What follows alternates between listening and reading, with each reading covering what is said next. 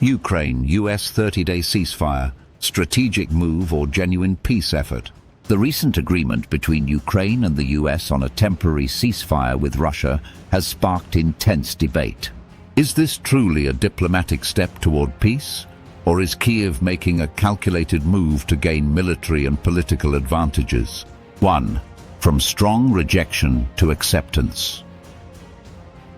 Before the US-Ukraine negotiations in Jeddah, Saudi Arabia, President Volodymyr Zelensky's government firmly opposed any ceasefire deal with Russia. 1. Kyiv feared that a ceasefire would allow Russia to regroup and prepare for further offensives. 2. Ukraine had previously insisted that any ceasefire should only apply to air and naval forces, not ground operations. However, after the Jeddah meeting, Ukraine suddenly changed its stance, agreeing to a comprehensive 30-day ceasefire under a US proposal.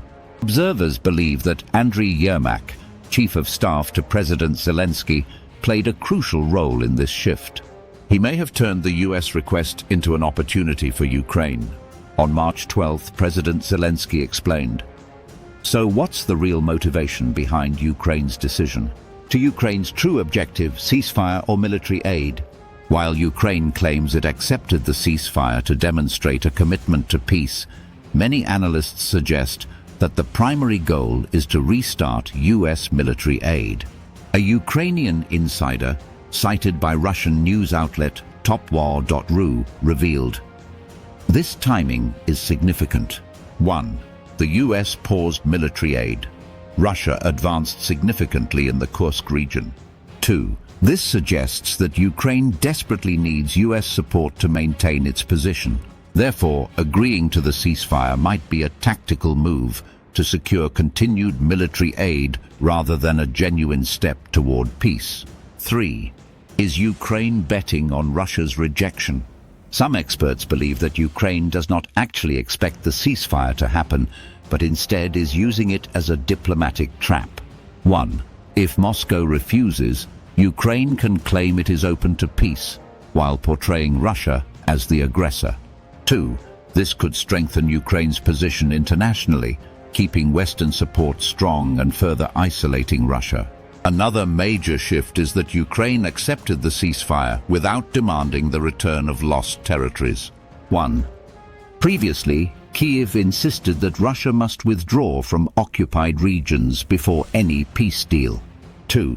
This time, however, the ceasefire proposal makes no mention of territorial concessions, suggesting Ukraine is willing to make compromises for greater strategic gains.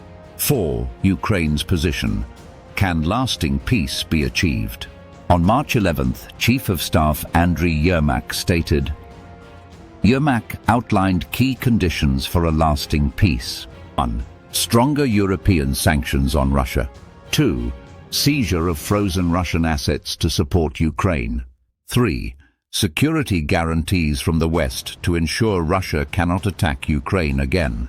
He warned, this suggests that Kyiv does not trust a ceasefire alone, but sees it as a strategic tool. Ceasefire, diplomatic move or a trap for Russia? Ukraine's sudden acceptance of the 30-day ceasefire is not just a simple diplomatic gesture. There may be a deeper strategy at play, including ensuring continued US military aid, pressuring Russia by portraying Moscow as unwilling to negotiate, maintaining Western support by positioning Ukraine as the peace-seeking side, making calculated territorial compromises to secure broader strategic advantages. So how will Russia respond? Will Moscow fall into Ukraine's diplomatic maneuver or continue holding the upper hand on the battlefield? Summary. 1. Ukraine shifted from strong opposition to accepting a 30-day ceasefire. 2. The real motivation may be to restart US military aid rather than a true commitment to peace. 3. If Russia rejects the ceasefire, Ukraine could use this to gain diplomatic leverage. 4. The ceasefire does not include any territorial conditions, indicating that Ukraine may be making strategic compromises. 5. Despite agreeing to talks, Ukraine still calls for stronger political and financial pressure on Russia. The big question, Is this a sincere diplomatic move, or is Ukraine playing a deeper geopolitical game? What do you think about Ukraine's strategy? How will Russia respond? Leave your thoughts in the comments.